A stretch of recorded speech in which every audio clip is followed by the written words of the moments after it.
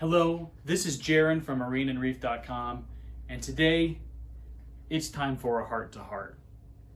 You guys have got to stop sending back your perfectly fine protein skimmers. I'll tell you guys, Dave is behind the camera staring at me thinking, Jaron, how come you only have this many skimmers here? Because there's at least a dozen skimmers in the next room, all of which are fine, all of which were returned because they don't work. With all joking set aside, we get a ton of skimmers back because they don't work. And for the most part, pretty much all of them do. So the purpose of this video is to show you guys how does a protein skimmer work. And I think most of you guys returning skimmers are just buying your first skimmer and you have no idea how to set it up. So we've got a Simplicity skimmer here.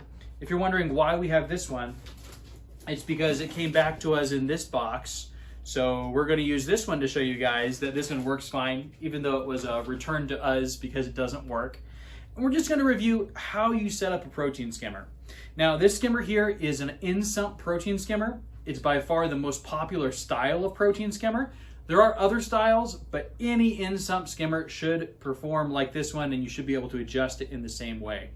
Another reason why we selected this guy is this skimmer has 3 adjustments. Not all have this many, but this one has about as many as you are going to find.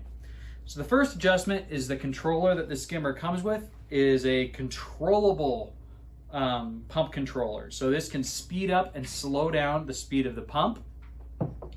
The next is an air adjustment. This little valve here lets you reduce or increase the amount of air going into the skimmer. And tucked behind that is this guy. This is your water level adjustment. And this is going to increase or decrease how much water is flowing in and out of the skimmer to adjust your water level in the skimmer.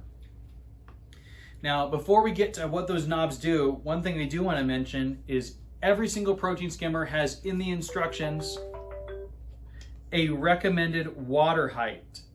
In this case, the skimmer is 6 to 8 inches of water, and this tank is only 8 inches, so we're right at about 7.5. So we are right at the recommended water height. If, in particular, the water level is higher than recommended, you're going to get constant overflowing from the skimmer. You need to read the instructions and find out what is recommended. If you have the skimmer in too deep of water, you may need to lift it up, put it on a skimmer stand.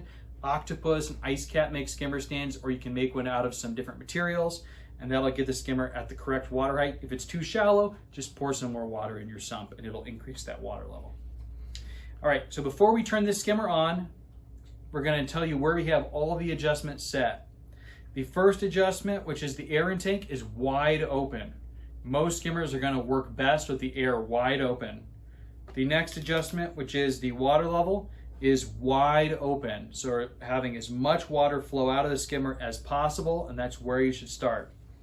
And then the pump, we're going to go ahead and turn on, and we're going to start it out at its very slowest speed.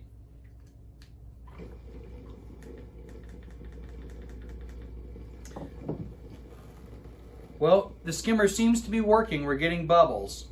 Now, if you're wondering why we're not getting anything into the cup, we basically adjusted the skimmer so that the maximum amount of water is flowing out and the slowest amount of water flowing in is happening. Now, which one of these did you adjust first? The very first one you should adjust is the pump speed. So I'm going to press the controller and go from the 1 out of 10 power setting to the 2 out of 10 power setting. And I'm going to leave it. Right here we can see the skimmer is collecting stuff. And in fact, with this skimmer in particular, we started with just clean water, and then I dumped the skimmer cup from the tank behind me in here to give it something to pull out, and it's immediately pulling it out.